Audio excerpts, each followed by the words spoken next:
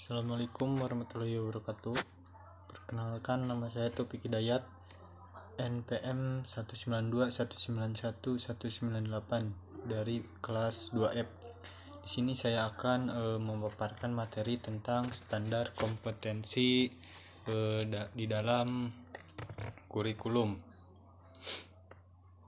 Nah, yang dimana subjudul yang pertama itu ada standar isi. Nah, standar isi ini merupakan kriteria yang mencakup ruang lingkup materi tingkat kompetensi yang digunakan untuk mencapai standar kompetensi lulusan yang telah ditetapkan pada jenjang pendidikan tertentu.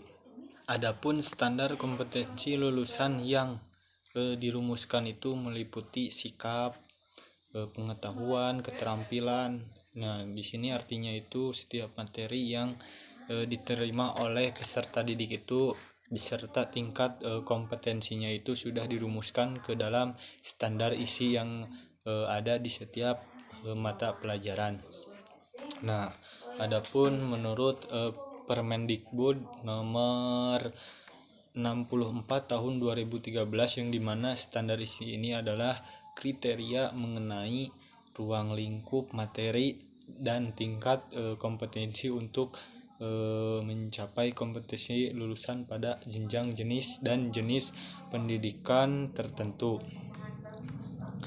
Nah, yang selanjutnya itu adapun pengertian umum standar isi mencakup sarana goal yang dimana mencakup segala sesuatu yang terdiri dari berbagai aspek yang akan dicapai dan menjadi pengalaman bagi belajar bagi peserta didik. Nah, adapun rumusan standar isi di mana bertujuan untuk meningkatkan kualitas pendidikan melalui pengembangan potensi peserta didik melalui kemajuan teknologi, seni, budaya yang diharapkan bisa mencapai tujuan pendidikan tersebut. Yang kedua itu fungsi standar isi di mana standar ini berfungsi untuk acuan guru dalam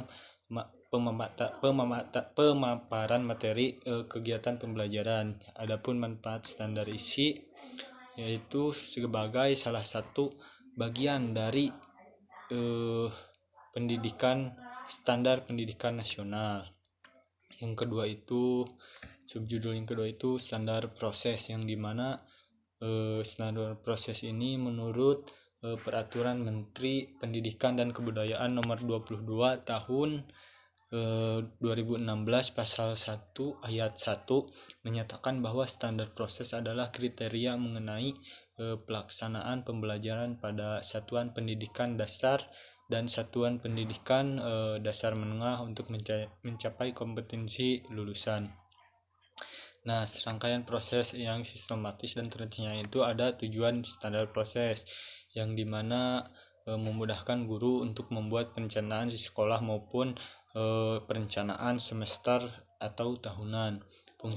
Adapun fungsi standar proses yang dimana sebagai salah satu upaya untuk mencapai standar kompetensi lulusan yang fungsinya itu mengendalikan proses pendidikan bagian dan berjalan melalui pembelajaran.